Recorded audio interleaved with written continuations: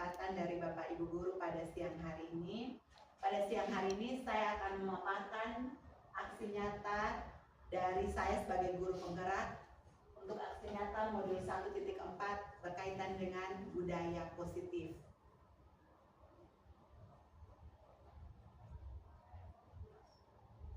Ya, tujuan dari pendidikan menurut Ki Hajar Dewantara yaitu menuntun anak dengan segala kodrat yang ada pada anak agar mereka dapat mencapai keselamatan dan kebahagiaan yang setinggi-tingginya baik sebagai manusia maupun anggota masyarakat.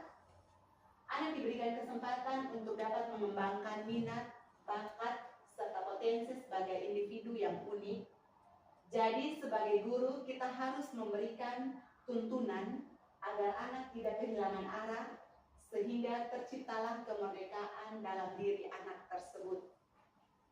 Budaya positif di sekolah sangatlah penting untuk mengembangkan peserta didik yang memiliki karakter kuat dan berakhlak sesuai profil pelajar Pancasila.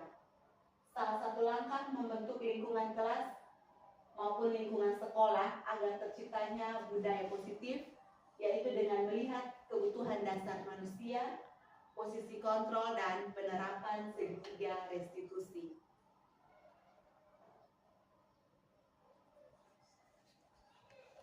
Ya, tujuan dari aksi nyata pada modul 1.4 ini yang pertama adalah menumbuhkan budaya positif di sekolah dengan meyakini nilai-nilai kebajikan universal. Yang kedua adalah menciptakan murid yang merdeka dan mempunyai disiplin kuat sesuai profil pelajar Pancasila. Ya, Bapak Ibu guru hebat semua, dalam mewujudkan budaya positif di sekolah, kita dapat memulainya dengan disiplin positif. Disiplin positif, disiplin banyak orang yang memaknai sebagai sesuatu yang dilakukan pada orang lain untuk mendapatkan kepatuhan dan memiliki kecenderungan ketidaknyamanan serta sering dihubungkan dengan tata tertib yang berkaitan dengan hukuman bagi yang melanggarnya. Ki Hajar Dewantara menyatakan bahwa untuk mewujudkan murid yang merdeka, murid harus memiliki disiplin yang kuat yang berasal dari dirinya ataupun yang berasal dari luar diri.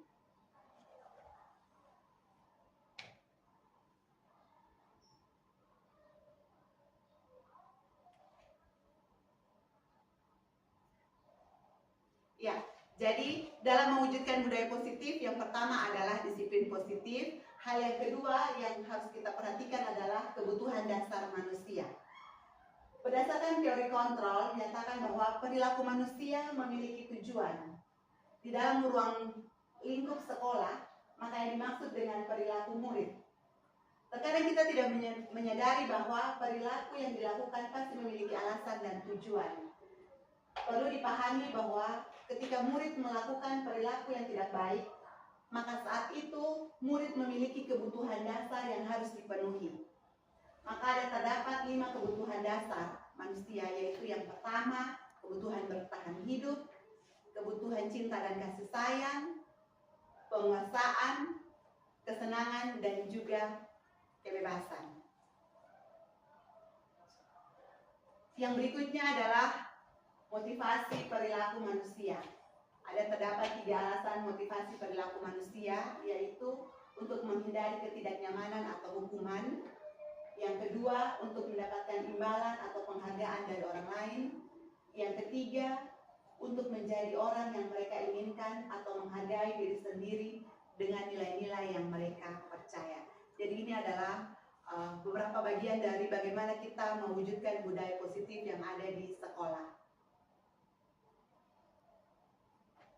Yang berikutnya yaitu berkaitan dengan posisi kontrol guru. Terdapat 5 posisi kontrol guru. Yang pertama, penghukum. Yang kedua, pembuat rasa bersalah. Yang ketiga, teman. Yang keempat, pemantau. Dan yang kelima adalah manajer.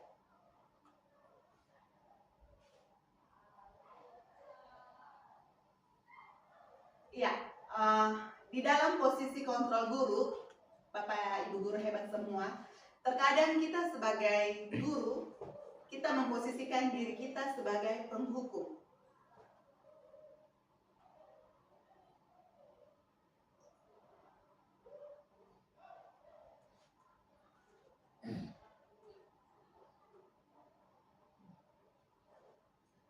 Iya, di sini posisi kontrol guru sebagai penghukum. Seorang penghukum bisa menggunakan hukuman fisik maupun verbal.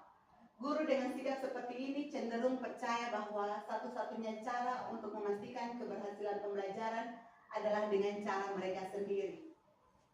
Seringkali kita sebagai penghukum menggunakan kata patuhi aturan saya atau dengarkan kata saya. Dan dampaknya pada murid yaitu dari seorang penghukum adalah perilaku kontrol negatif seperti murid mengulangi kesalahan berulang-ulang kali. Kita berpikir bahwa kita sebagai penghukum sudah melakukan hal yang tepat dalam posisi kontrol kita, tetapi ternyata itu salah, keliru. Kadang dengan posisi kontrol kita malah membuat anak semakin mengulangi kesalahan mereka. Oleh karena itu, posisi yang paling tepat, posisi kontrol guru yang paling tepat untuk kita lakukan di dalam kelas, yaitu posisi kontrol sebagai manajer. Ya, posisi kontrol manajer, di sini guru pada posisi ini berkolaborasi dengan murid untuk menemukan solusi atau masalah terkait perilaku yang dibuat oleh murid. Sebagai manajer, guru akan membimbing siswa untuk mengatur diri dan bertanggung jawab atas tindakannya sendiri. Pendekatan ini mendorong murid untuk menjadi mandiri dan lebih bertanggung jawab. Jadi Bapak Guru Ibu hebat semua, apabila kita menginginkan murid-murid kita ke depannya menjadi manusia yang merdeka, mandiri, dan bertanggung jawab, maka kita perlu menempatkan diri kita sebagai seorang manajer bagi anak-anak kita. Dengan tentunya di dalam posisi kontrol kita sebagai seorang manajer, kita dapat menerapkan pola pendekatan segitiga restitusi di dalam mengarahkan dan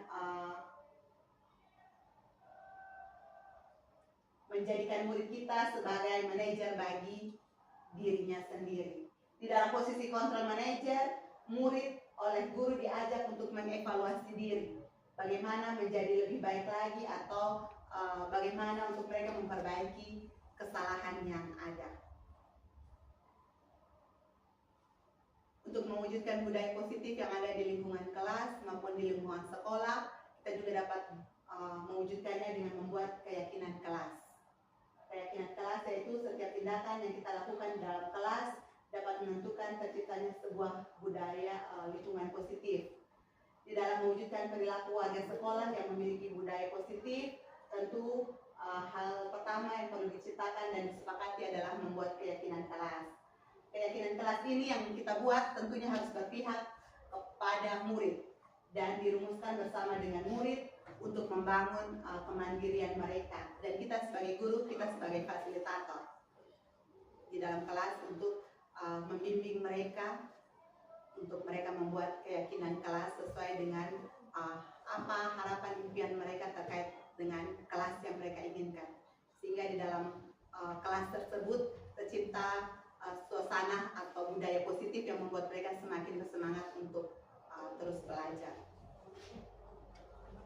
Dan yang terakhir, dalam mewujudkan budaya positif di lingkungan kelas maupun di lingkungan sekolah dengan kita menerapkan segitiga restitusi. Ya, restitusi sendiri itu adalah proses untuk menciptakan kondisi bagi murid untuk memperbaiki kesalahan mereka sehingga mereka bisa kembali pada kelompok mereka dengan karakter yang lebih kuat. Segitiga restitusi ini tentunya membantu murid untuk menjadi lebih memiliki tujuan, disiplin positif, dan memulihkan dirinya setelah berbuat salah. Terdapat 3 tahapan Bapak Ibu dalam penerapan segitiga restitusi. Tahapan yang pertama yaitu menstabilkan identitas. Tahapan yang kedua menanyakan keyakinan, dan tahapan yang ketiga yaitu validasi tindakan yang salah. Jadi Bapak Ibu, saya mengambil sebuah contoh ketika seorang anak datang terlambat. Ada kita tidak melakukan pendekatan lagi dengan menggunakan segitiga restitusi ini karena kita langsung menghukum anak tersebut. Tetapi dengan penerapan pendekatan segitiga restitusi ini tentunya ada tahapan-tahapan sebelum tahapan-tahapan yang kita lakukan, bukan langsung kita menghukum anak tersebut. Tetapi di sini tahapan yang pertama itu menstabilkan identitas. Ada langkah-langkahnya seperti yang Bapak Ibu lihat pada gambar segitiga yang ada pada slide ini.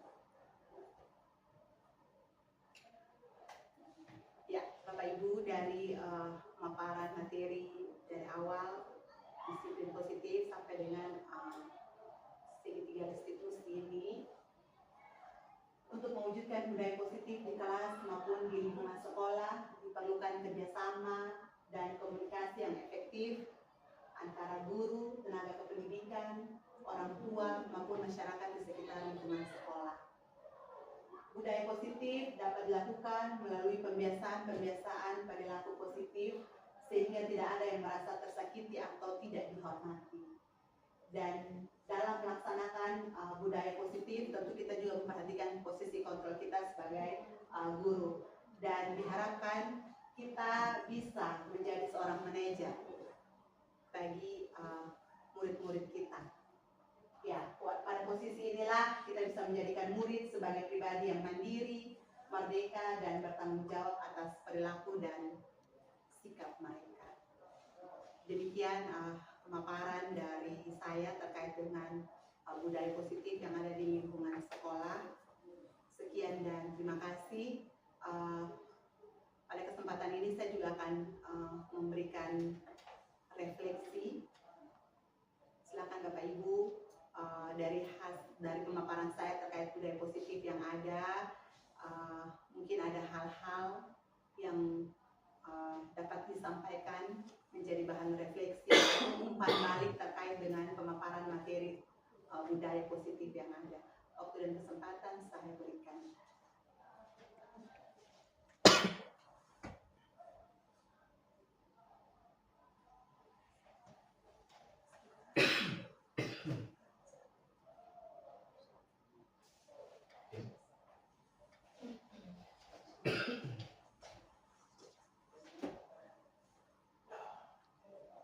Baik, terima kasih. Bu Sri sudah memaparkan tentang sikap positif. Ya, untuk konteks di sekolah kita, ya saya sudah 25 tahun di sini, memang dari tahun ke tahun ada situasi yang berbeda. Ketika saya baru sampai di sini, seperti itu saya dulu dari Timur Timur dengan suasana perang. Jadi saya sampai di sini tidak beda Timur anak-anak begitu. Jadi sering terjadi perkelahian antara bolo dan batak T, bolo dengan tabung, bolo dengan sendiri. Dan waktu itu guru memang mengambil sikap tegas. Jadi pukul anak juga ukur kuat. Tapi lama kelamaan mulai berubah pelan-pelan. Dan singkatnya sampai saat ini dengan ada kurikulum ini, guru sepertinya dibantu dengan kesadarannya bahwa menghadapi anak mesti berubah. Saya baru nonton satu konten, itu putra Papua. Dia berikan kesaksian tentang perjalanan hidupnya mulai dari SD. Dia juara 23 dari 23 siswa. Lalu masuk SMP ternyata dia berubah. Dan justru dari peringkat 1 kenapa? Karena waktu itu dia bilang guru sangat peduli dengan dia, anak kampung. Dan akhirnya dia sampai sekarang jadi rektor Universitas Papua, doktor linguistik, dan dia ambil di Oxford, Inggris, S2-nya di Australia. Dia katakan begini, pada guru, melihat tidak ada orang yang pintar dan tidak ada yang bodoh. Itu menurut dia, saya catat itu. Yang ada ialah dia lebih tahu dan yang satunya dia belum tahu. Saya merenung, ya karena manusia itu punya potensi masing-masing. Bagaimana untuk mengembangkan dengan tindakan positif. Jadi ketika kita guru bisa dengan anak kita selalu yang kekerasan verbal ataupun yang fisik, justru itu mematikan daya kreativitas dan inovasi dari anak. Saya kira ini kita mulai pelan-pelan budaya kita. Dan di sisi lain ternyata memang ada penelitian dari dokter di Kabupaten Kupang tentang mengapa kita didik ini selalu yang keras. Ternyata anak ini memang sudah dikeraskan oleh orang tua dari dalam kandung. Menurut penelitian dokter dari Unhas. Nah, saya ikut seminar. Jadi kita mulai pelan-pelan. Jadi kesadaran ini bukan dari guru, mestinya dari orang tua juga. Mesti disosialisasikan juga. Di dalam rumah tidak boleh ada budaya keras baik fisik maupun verbal. Jadi budaya tindakan positif terhadap anak ini kita perlu kembangkan. Jadi sebenarnya di Nusa Barat, semoga dengan semakin banyak guru penggerak, kita sudah berapa orang sekarang Ibu Sumi sudah mulai, dan semoga anak-anak muda ini, saya kira ke depan semuanya bisa akan berubah dan lihat saja pasti akan maju dan anak kita akan menjadi orang hebat. Saya kira demikian, terima kasih. Terima kasih Bapak untuk umpan balik dari Bapak terkait dengan posisi kontrol guru. Jadi Bapak Ibu guru hebat semua. Tentunya di dalam proses pembelajaran kita seringkali kita menerapkan posisi sebagai penghukum. Tetapi mari melalui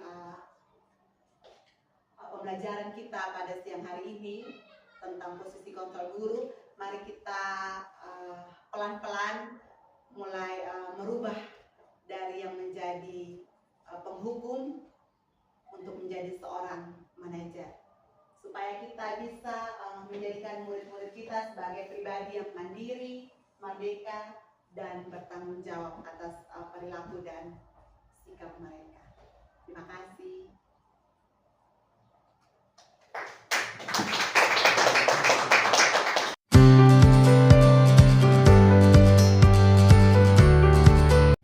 Jadi saya sampai di sini, kita tidak beda timur-timur anak-anak begitu. Jadi sering terjadi perkelahian antara bolong dan batak teh, bolong dan tabung, bolong dengan sumil. Dan waktu itu guru memang mengambil sikap tegas. Jadi pukul anak juga ukur kuat. Tapi lama-kelamaan mulai berubah pelan-pelan. Dan singkatnya sampai saat ini dengan hari kurikulum ini, guru sepertinya dibangkitkan kesadarannya bahwa menghadapi anak mesti berubah. Saya baru nonton satu konten, yaitu putra Papua. Dia berikan kesaksian tentang perjalanan hidupnya mulai dari SD. Dia juara 23 dari 23 siswa. Lalu masuk SMP ternyata dia berubah. Dia justru jadi peringkat 1. Kenapa? Karena waktu itu dia bilang guru sangat peduli dengan dia dan anak kampung. Dan akhirnya dia sampai sekarang jadi rektor Universitas Papua, doktor linguistik, dan dia ambil di Oxford, Inggris, S2-nya di Australia. Dia katakan begini, kepada guru, melihat tidak ada orang yang pintar dan tidak ada yang bodoh. Itu menurut dia, saya catat itu. Yang ada ialah dia lebih tahu dan yang satunya dia belum tahu. Jadi saya merenung, ya karena manusia itu punya potensi masing-masing. Jadi bagaimana untuk mengembangkan dengan tindakan positif. Jadi ketika kita guru misalnya dengan anak kita selalu dengan kekerasan verbal ataupun dengan fisik, justru itu mematikan daya kreativitas dan inovasi dari anak. Saya kira ini kita mulai pelan-pelan budaya kita. Dan di sisi lain ternyata memang ada penelitian dari dokter di Kabupaten Kupang tentang mengapa kita didik ini selalu yang keras. Ternyata anak ini memang sudah dikeraskan oleh orang tua dari dalam kandungan. Menurut penelitian dokter dari Unhas, saya ikut seminar. Jadi ini kita mulai pelan-pelan. Jadi kesadaran ini bukan dari guru, mestinya dari orang tua juga. Mesti disosialisasikan juga. Di dalam rumah tidak boleh ada budaya keras baik fisik maupun verbal. Jadi budaya tindakan positif terhadap anak ini kita perlu kembangkan. Jadi sebenarnya di Nusa Barat, semoga dengan semakin banyak guru penggerak, kita sudah berapa orang sekarang Ibu Sumi sudah mulai, dan semoga anak-anak muda ini, saya kira ke depan sebenarnya akan berubah dan kita lihat saja pasti akan maju dan anak kita akan menjadi orang hebat. Saya kira demikian, terima kasih.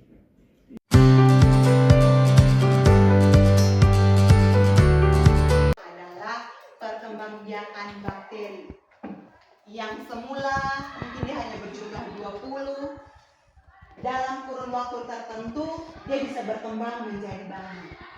Nah, untuk bisa mengetahui perkembangannya kita bisa menggunakan fungsi eksponensial.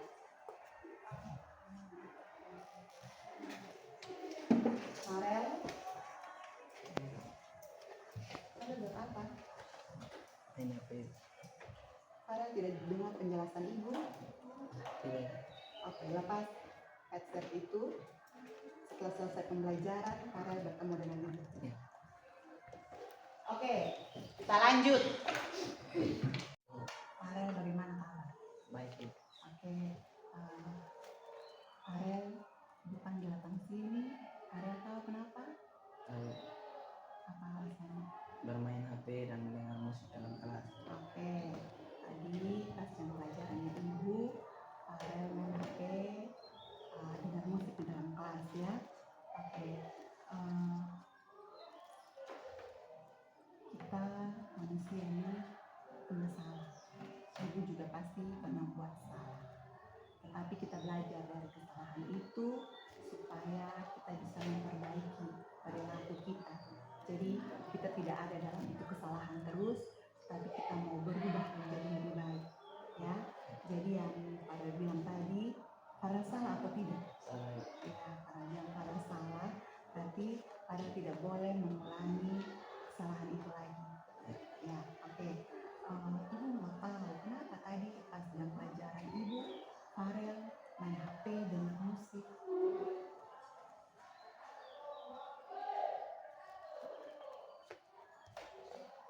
Bosan saya. Bosan. Ya. Kenapa Farel bosan? Malas belajar. Farel malas belajar.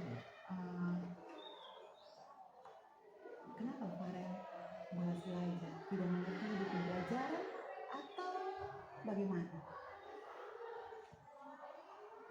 Ya malas ya. Malas saja. Oke. Farel masih ingat tidak kesepakatan kelas yang kita buat sama-sama di dalam kelas? Masih. Coba Farel sebutkan. Yang pertama, menghargai guru, baik kepada teman, harus disiplin, rajin belajar. Menghargai orang lain dan juga rajin belajar. Nah, kira-kira yang Farel buat tadi bagaimana? Itu sesuai dengan keyakinan kelas atau tidak sesuai? Tidak sesuai.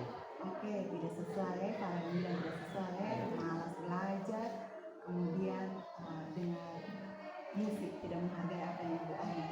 Kalau begitu, dari keyakinan kelas yang kita sudah buat bersama, bagaimana? Farel mau memperbaiki, tidak lagi mengulangi kesalahan yang sama atau bagaimana? Tidak mau mengulangi kesalahan yang sama. Tidak lagi. Oke. Kalau begitu, kemana? Supaya tidak mengulangi kesalahan yang sama, Farel mau buat apa? Rajin belajar. Rajin belajar. Terus itu saja?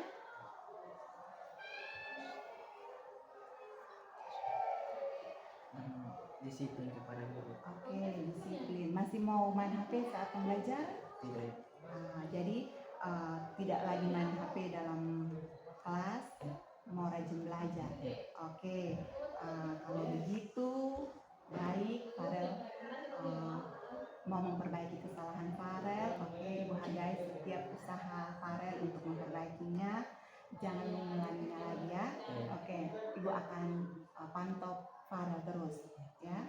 Oke, kalau begitu silakan kembali ke kelas ya untuk mengikuti pembelajaran berikutnya. Terima kasih. Ya, selamat